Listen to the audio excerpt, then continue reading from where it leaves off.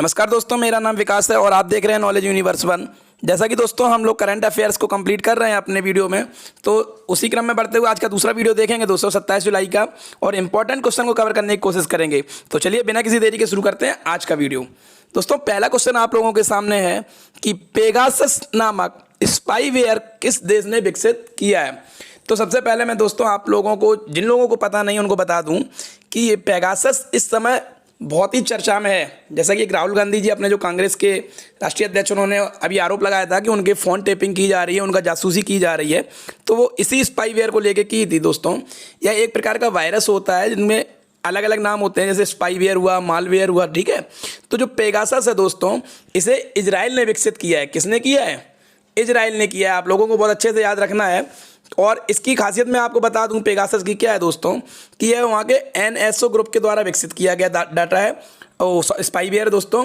और इसके द्वारा किसी भी फ़ोन का निजी डाटा हैक किया जा सकता है, जैसे फ़ोटो हुई, वीडियो हुई, आपकी कॉल, संदेश आदि सभी को एक्सेस कर लिया जाता है दोस्तों, ठीक है। और इजराइल के बारे में मैं आपको कुछ बता दूं जानकारी। इजराइल को आप लोगों को पता ही होगा कि इजराइल किस महाद्वीप में पड़ता है? एशिया महाद्वीप में पड़ता है दोस्तों। अभी आपने देखा था इजराइल को लेके बहुत हंगामा मचा हुआ था। और इजराइल की राजधानी क्या है? आपको पता होगा कि जेरूसलम यहाँ की राजधानी है। और इसी जेरूसलम को लेके युद्ध की भी आसार अभी हाल में ही बन गए थे। और इसके प्रधानमंत्री की बात करें दोस्तों, नफ्ताली बेनेट अब इसके नए प्रधानमंत्री हैं बेंजामिन नेतन्याहू के बाद से। और इसकी मुद्रा की बात करें तो इजरायली शेकेल इसकी मुद्रा है। तो दोस्तों आपको याद रखना, जो पेगासस नाम का स्पाईवेयर अभी विकसित हुआ है, इसे इजराइल ने ही विकसित किया है। चलिए देखते हैं नेक्स्ट क्वेश्चन। DRDO ने सतह से हवा पर मार करने वाली किस मिसाइल का सफल परीक्षण किया है दोस्तों? ठीक है, तो देखो पहले तो मैं DRDO बता दूं आपको। DRDO क्या है दोस्तों? जो लोग नहीं जानते उनको बता दें, ये हमारे देश भारत का एक संगठन है जिसका फुल फॉर्म है डिफेंस रिसर्च। मैं लिख के दिखाई दे रहा हूँ जिससे आप लोगों को और अच्छे समझ में आ जाए। Defence research and development organisation, ठीक है। तो इसको हिंदी में हम लोग कहेंगे रक्षा अनुसंधान एवं विकास संगठन। किसका? इंडिया का दोस्तों। इसकी स्थापना 1958 में हुई थी दोस्तों। और जो भी रक्षा संबंधी, चाहे वो कोई अस्त्र हो या दवा तक अभी बनाई है, आपने देखा कोरोना के टाइम पे जो इसकी 2GGC दवा भी DRDO ने विकसित की थी दोस्तों। DRDO ने सतह से हवा में मार करने वाली, अर्थात वेस्ट टू या सरफेस टू एयर, ठीक है, सरफेस टू एयर मैं लिखे दे रहा हूँ, सरफेस टू एयर अर्थात सतह से हवा में मार करने वाली एक मिसाइल का सफल परीक्षण किया है। और उसका नाम है दोस्तों आकाश, ठीक है। आकाश कैसी है दोस्तों? यह एक सेमी बैलिस्टिक मिसाइल है। अब मैं आपको ये भी बता देता हूँ कि देखिए बैलिस्टिक और सेमी बैलिस्टिक में क्या होता है कि जो सपोज करिए कि ये एक सतह है, ठीक है। मैं शुरू से बताता हूँ आपको। सपोज करिए कि ये सतह है और एक ये सतह है। अगर बैलिस्टिक मिसाइल मार करेगी तो यहाँ से ऐसी जाती हुई सतह की सतह मार करती है, ठीक है। जबकि उसी क्रम में अगर हम लोग सेमी बैलिस्टिक की बात करें तो ये सतह से जाकर यहाँ हवा में मार करेगी, ठीक है, सतह से सतह नहीं करती है। तो आकाश कैसी है? एक सेमी बैलिस्टिक मिसाइल बनाई है दोस्तों। और मिसाइल के बारे में अगर आपको जानकारी थोड़ी सी और देना चाहूँ तो integrated mobile missile development programme, integrated missile development programme यानी कि IGMDP 1984 में भारत के द्वारा विकसित किया गया था। और इसकी सबसे ज़्यादा, जो मैं ये कहूँगी, जो सबसे ज़्यादा इंपॉर्टेंट व्यक्ति थे हमारे APJ अब्दुल कलाम जी ने इसकी नींव रखी थी दोस्तों मिसाइल मैन ने, ठीक है। और बैलिस्टिक मिसाइल की बात करूँ दोस्तों तो भारत के पास ऑलरेडी 5 बैलिस्टिक मिसाइल का कार्यक्रम इसके दौरान चालू किया गया था। और उसे याद करने का आपको सबसे शॉर्ट याद रहेगा कि आप बिहार की राजधानी को याद कर लीजिए, पटना, ठीक है। तो अब कैसे होगा? P से हो गया पृथ्वी, A से अग्नि, T से त्रिशूल, N से नाग और A से आकाश, ठीक है। अब आप कहोगे आकाश तो अगर पहले ही विकसित हो गई थी तो अभी ये आकाश कौन सी है? तो ये आकाश जो अभी नई बनाई है, ये आकाश NG करके बनाई है, ठीक है, सेमी बैलिस्टिक। और इसका ओडिशा के तट से इसका सफल परीक्षण भी कर लिया गया दोस्तों, ठीक है। और DRDO के बारे में अगर और जानकारी दूं तो इसके चेयरमैन अध्यक्ष अभी वर्तमान में कौन है? G सतीश रेड्डी, ठीक है, सतीश रेड्डी जी हैं। और मिनिस्टर अगर कहें कि मुख्यमंत्री कौन इसके लिए रिस्पॉन्सिबल होता है तो हमारे रक्षा मंत्री होंगे, जो वर्तमान में कौन है? राजनाथ सिंह जी। तो अच्छे से याद रखना है DRDO के बारे में। और DRDO का हेडक्वार्टर की बात करें हम लोग इसका, तो DRDO भवन नई दिल्ली में इसका हेडक्वार्टर है, ठीक है, नई दिल्ली। तो ये सब चीज़ें आपको अच्छे से याद रखना है। चलिए देखते हैं नेक्स्ट क्वेश्चन। किस राज्य की सरकार ने जनजातीय समुदाय के उत्थान के लिए जनजाति भागीदारी योजना की शुरुआत की है? दोस्तों हम लोग जानते हैं कि राज्य सरकार किसी न किसी योजनाओं के अंतर्गत काम करती रहती हैं, कोई ना कोई योजना लाती रहती हैं। तो अब की बार दोस्तों राजस्थान सरकार ने एक जनजातीय भागीदारी योजना शुरुआत की, जो वहाँ के जनजातीय समुदाय के लिए बनाई गई है। और इसके अंतर्गत क्या होगा दोस्तों कि जो जनजातियां रहती हैं, ठीक है, उनका संवर्धन, संरक्षण आदि, रोजगार, कौशल विकास आदि और पशुपालन के जो भी क्षेत्र हैं उनके बारे में कार्य किया जाएगा इस योजना के अंतर्गत, ठीक है। यह किसने किया है? राजस्थान सरकार ने। अच्छे से याद रखना है। चलिए देखते हैं हम लोग इसका नेक्स्ट क्वेश्चन। IOC ने किस शहर को 2032 के लिए ओलंपिक के लिए चुना है? देखिए दोस्तों सबसे पहले IOC समझ लीजिए, इंटरनेशनल ओलंपिक कमेटी। देखिए वर्तमान में अभी ओलंपिक गेम्स टोक्यो में चल रहे हैं, जापान में। अब 2032 के लिए पूछा गया है इसमें, तो किस शहर को चुना गया है? तो इसका ऑप्शन नंबर 2 सही होगा, ब्रिस्बेन। और ब्रिस्बेन दोस्तों कहाँ है आपको पता होगा, ऑस्ट्रेलिया में, ठीक है, ऑस्ट्रेलिया। अच्छा दोस्तों एक चीज़ और समझेंगे हम लोग कि जो ऑस्ट्रेलिया है ये अब दूसरा ऐसा देश हो जाएगा अमेरिका के बाद जो 3 बार ओलंपिक की मेज़बानी करेगा। इससे पहले अगर आपको मैं बता दूं कि इससे पहले इसके मेलबर्न एक शहर है, उसमें 1956 में हुआ था, लिख लीजिए 1956 में मेलबर्न में हुआ। उसके बाद सन 2000 में सिडनी ओलंपिक हुआ था, जहाँ पर हमारे देश की कर्णम मल्लेश्वरी जी ने सबसे पहले पदक दिलवाया था दोस्तों। और अब 2032 में ब्रिस्बेन में यह मेज़बानी करेगा ओलंपिक की, ठीक है। और आप लोगों को ओलंपिक के बारे में भी कुछ जानकारी दे दूं कि जैसे आपने देखा कि ओलंपिक में कितने छल्ले होते हैं, कई बार पूछा जाता है इसके निशान में, तो ये 5 छल्ले होते हैं। कितने होते हैं? 5। और प्रत्येक छल्लों के कलर को भी अलग अलग महत्वता दी है। और ये 5 जो छल्ले होते हैं दोस्तों, ये 5 महाद्वीप को रिप्रेजेंट करते हैं, ठीक है। कभी कभी पूछ देते हैं कि ओलंपिक के छल्ले किसको रिप्रेजेंट करते हैं, तो 5 कॉन्टिनेंटल जो भी महाद्वीप हैं इनको करते हैं। अब कलर के ऊपर बात करूं दोस्तों, तो मैं बता दूं जो सबसे पहले ब्लू कलर का होता है यह करता है आपको यूरोप महाद्वीप को, ठीक है। फिर जो येलो होगा वह करता है एशिया महाद्वीप को, ठीक है। फिर जो ग्रीन कलर का होगा आपका छल्ला वह करता है आपका ऑस्ट्रेलिया महाद्वीप को रिप्रेजेंट, ठीक। उसके बाद आता है रेड संयुक्त रूप से आपका नॉर्थ एंड साउथ दोनों, उत्तरी और दक्षिणी अमेरिका को करता है दोस्तों। देन लास्ट में आता है सबसे ब्लैक, तो ब्लैक करता है आपको दक्षिण अफ्रीका। अब दक्षिण क्यों लगाना है इसमें, तो अफ्रीका ही महाद्वीप हुआ पूरा, ठीक है, अफ्रीका महाद्वीप को।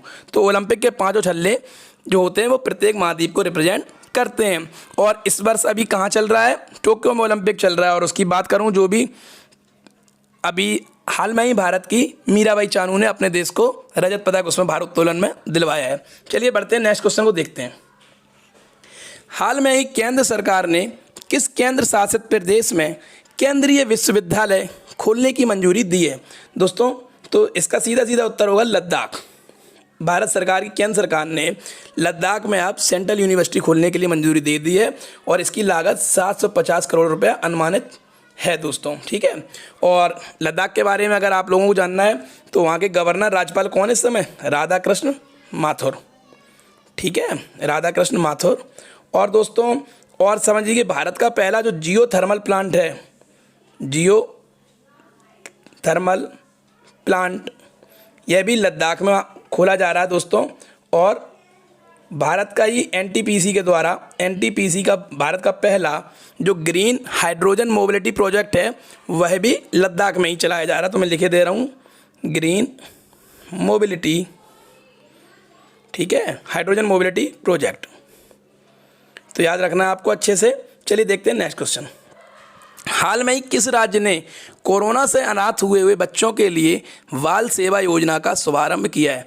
दोस्तों इसके बारे में अगर चर्चा हम लोग करें तो सबसे पहले तो इसके ऑप्शन देख लेते हैं, दिल्ली, बिहार, उत्तराखंड, उत्तर प्रदेश। तो इसका चौथा उत्तर प्रदेश सही होगा दोस्तों। जो बाल सेवा योजना है यह उत्तर प्रदेश सरकार के द्वारा कोरोना से, देखिए कोरोना ने तो कितना प्रलय मचाया हम सभी लोग जानते हैं। ऐसे में कई हमारे छोटे बच्चे हैं दोस्तों जिनके माँ बाप दोनों ही कोरोना से जिनकी मृत्यु हो गई दोस्तों और वो अनाथ हो गए। तो ऐसे बच्चों के लिए उत्तर प्रदेश सरकार ने ये योजना चलाई है, बाल सेवा योजना, जिसके अंतर्गत उनकी आर्थिक सहायता करी जाएगी और किसी भी प्रकार के क्षेत्र, चाहे वो पढ़ाई का हो या और भी तरह के खर्चे, राज्य सरकार इनका उठाएगा दोस्तों, जो बच्चे अनाथ हो गए हैं कोरोना के कारण। और उत्तर प्रदेश की बात करें तो इसकी राजधानी पूछी जाए तो कहाँ है दोस्तों? लखनऊ, ठीक है। और लखनऊ किसका निर्वाचन क्षेत्र है? हमारे रक्षा मंत्री राजनाथ जी का। तो ये भी लिख लीजिए अगर पूछ देते कभी, राजनाथ सिंह का है। और किस नदी के किनारे बसा है? तो ये गोमती नदी के किनारे बसा है दोस्तों। चलिए देखते हैं नेक्स्ट क्वेश्चन। हाल में ही भारत में बर्ड फ्लू के कारण पहली मौत कहाँ दर्ज की गई है? देखिए दोस्तों, वैसे बर्ड फ्लू आपको पता है कि पक्षियों की बीमारी है, लेकिन हाल में ही यह एक भारत में एक लड़का 11 वर्ष का था जो दिल्ली एम्स में भर्ती हुआ था दोस्तों, और उसमें यह virus H5N1 bird flu virus पाया गया था दोस्तों, और उसकी मृत्यु भी हो गई दोस्तों। तो ये पहली बात तो बता दूं आपको, दिल्ली एम्स में ऐसा पहला केस आया है। और यदि दोस्तों ये मानव से मानव अगर संक्रमण दर इसकी फैल गई तो यह कोरोना से कहीं ज़्यादा खतरनाक होगा, क्योंकि इसमें 50% रिकवरी रेट होती है, अर्थात 100 में 50 लोगों का मरना तय होता है। तो ईश्वर न करे कि यह ऐसा हो। खैर, उस लड़के के बाद अभी तक कोई दूसरा केस नहीं आया भारत में जिसमें किसी इंसान में पाया जाए। चलिए देखते हैं नेक्स्ट क्वेश्चन। मध्य प्रदेश के किन 2 शहरों को यूनेस्को द्वारा मान्यता मिली है? ठीक है, मैंने कल बताया था यूनेस्को ने एक अपने भारत के रामप्पा मंदिर या रुद्रमारेश्वर मंदिर है तेलंगाना में, उसको भी अभी हाल में ही मान्यता दी है दोस्तों। जो कल के मेरा अगर वीडियो आपने देखा होगा उसमें पता चलेगा। और मध्य प्रदेश के भी 2 शहरों को मान्यता मिली है यूनेस्को के द्वारा। तो वह कौन है दोस्तों? तो सीधा सीधा देख लीजिए, ग्वालियर और ओरछा, इन 2 शहरों को दिया है। अब इससे देखिए क्या फ़ायदा हो जाता है दोस्तों, यह भी आप लोगों के लिए जानना जरूरी है कि चलिए यूनेस्को ने अगर मान्यता दे दी तो क्या हो जाता है। तो इससे क्या होता है दोस्तों कि राज्य के जो भी रोजगार हुए, पर्यटन हुए, इनके अवसरों में वृद्धि हो जाती है दोस्तों, ठीक है। और यूनेस्को का अगर फुल फॉर्म आप लोगों को पता होगा, यूनाइटेड नेशंस एजुकेशनल, देखिए यू से यूनाइटेड, एन से नेशन, ई से एजुकेशनल, एस से साइंटिफिक एंड कल्चरल ऑर्गेनाइजेशन, सी से कल्चरल, ठीक है। संयुक्त राष्ट्र शैक्षिक, वैज्ञानिक एवं सांस्कृतिक संगठन, इसका हिंदी में फुल फॉर्म हुआ। स्थापना की बात करें तो 16 नवंबर 1945 में हुई थी दोस्तों, ठीक है। और इसका हेडक्वार्टर पेरिस में है, फ्रांस में। और भी जानना है, इसके अध्यक्ष जो इस समय है वो आंद्रे अजोले हैं, लिख लीजिए आंद्रे अजोले। तो दोस्तों ये है यूनेस्को, और इसकी चर्चा, इसका संगठन चल भी रही है। इसका जो ऑर्गेनाइजेशन है इस समय चीन के फुजो शहर में इसका 44वां अधिवेशन हो रहा है दोस्तों। चलिए नेक्स्ट देखते हैं क्वेश्चन। कौन सा देश आनुवांशिक रूप से संशोधित गोल्डन राइस, देखिए दोस्तों चावल की एक नई पौध तैयार कर दी गई है उसमें आनुवांशिकी परिवर्तन करके, तो गोल्डन राइस के नाम से है। इसके व्यावसायिक उत्पादन को मंजूरी देने वाला पहला देश बन गया है। तो इसका ऑप्शन नंबर 3 सही होगा, फिलीपींस। देखिए फिलीपींस ने इसको क्या है, मंजूरी दे दी है। इसके अंतर्राष्ट्रीय आनुवांशिक रूप से जो संशोधित करके चावल बनाए गए हैं गोल्डन राइस, इसके उत्पादन को मंजूरी दी है सबसे पहले फिलीपींस ने। इससे पहले आपको बताओ कि HB4 करके अर्जेंटीना ने गेहूं की जो थी जेनेटिक चेंजेस हुए थे उसको मंजूरी दी थी, और फिलीपींस ने दी है गोल्डन राइस को। अगर मैं गोल्डन राइस की और नॉर्मल राइस की बात करूं अंतर दोस्तों, तो नॉर्मल राइस में देखिए विटामिन B मिलता है, जबकि इसमें जो गोल्डन राइस होगा इसमें मिलेगा, आप बच्चों के लिए बनाया गया है, विटामिन A मिलेगा, ठीक है। तो जो अंधेपन के कारण शिकार हो जाते हैं कई विकासशील देशों में, वहाँ पर ये विटामिन A की कमी पूरी करेगा गोल्डन राइस, इसके लिए इसका उत्पादन किया गया है, ठीक है, जेनेटिक चेंज करके। चलिए और एक चीज़ और बता दूं, अगर चावल अनुसंधान केंद्र पूछ दिया जाए जो इंटरनेशनल है, अंतर्राष्ट्रीय, वह फिलीपींस में ही है दोस्तों। और अगर भारत का पूछा जाए तो वो कटक में है, ठीक है, उड़ीसा में। नेक्स्ट क्वेश्चन देखते हैं, भारत के पहले अंतरिक्ष टूरिस्ट कौन बने हैं? देखिए दोस्तों अंतरिक्ष टूरिस्ट का आजकल क्रेज चल रहा है। तो आपको जैसे पता होगा दुनिया के सबसे अमीर जेफ बेजोस जो अमेजन के CEO हैं, अभी हाल में ही अंतरिक्ष का टूर करके आए हैं दोस्तों। इसी प्रकार अपने भारत से अब अंतरिक्ष पहले जो अंतरिक्ष टूरिस्ट बनेंगे, ठीक है, वह बनेंगे संतोष जॉर्ज कुलंगरा, ठीक है। यह कहाँ के हैं ये भी जान जाते हैं, केरल के रहने वाले 49 वर्षीय हैं और लगभग 130 देशों की ये यात्रा कर चुके हैं संतोष जॉर्ज कुलंगरा, ठीक है। तो यह पहले अंतरिक्ष टूरिस्ट हो जाएंगे। अच्छा और बात करें अगर हम लोग यहाँ पे ऑप्शन नंबर 4 देखें दोस्तों, जो सिरिसा बंद्रा है इसमें, यह पहली महिला टूरिस्ट हैं जो अंतरिक्ष में अभी हाल में ही गई हैं। देखिए वैसे तो भारत की तरफ से जाने वाली भारतीय मूल की 3 महिलाएं हैं, आप लोगों को पता होगा। सबसे पहले कल्पना चावला गई थी भारत की तरफ से, दूसरा था सुनीता विलियम्स, और तीसरी हैं सिरिसा बांद्रा। लेकिन अगर ये पूछ दिया जाए कि भारत में ही जन्मी, तो यह दूसरे नंबर की हो जाएंगी कल्पना चावला के बाद। ठीक है, क्योंकि सुनीता विलियम्स भारत से बाहर उनका जन्म हुआ है, भले ही भारतीय मूल की हैं। तो श्रीसा बांद्रा के बारे में आप लोगों ने इतना जान लिया होगा। ये दूसरी भारत में जन्मी हुई अंतरिक्ष यात्री, अंतरिक्ष टूरिस्ट हैं। अच्छा, कोई क्वेश्चन आपसे कर देता है कि सब ये कि अंतरिक्ष में जाने वाला पहला नागरिक कौन था, तो वह तो दोस्तों अगर मेल की बात करें तो यूरी गागरिन थे रसिया के, ठीक है। और अगर महिला की बात करें तो वो भी वैलेंटीना टेरेस्कोवा थी, वो भी रसिया की थी, ठीक है, वैलेंटीना टेरेस्कोवा। और अगर दोस्तों ये पूछा जाए कि भारत की तरफ से पहले मेल कौन थे, पहले पुरुष कौन थे, तो वह थे राकेश शर्मा जी। और महिला के बारे में बात करें तो वो कल्पना चावला ही थी, जो पहली बार भारत की तरफ से जाने वाली अंतरिक्ष यात्री थी। दोस्तों इस प्रकार से आज का वीडियो समाप्त होता है। दोस्तों अगर वीडियो पसंद आए, मेरे द्वारा दी हुई जानकारी से आप संतुष्ट होते हैं, तो वीडियो को जरूर सब्सक्राइब और लाइक करें और अपने दोस्तों में शेयर करें। मिलते हैं नेक्स्ट वीडियो में, तब तक के लिए नमस्कार।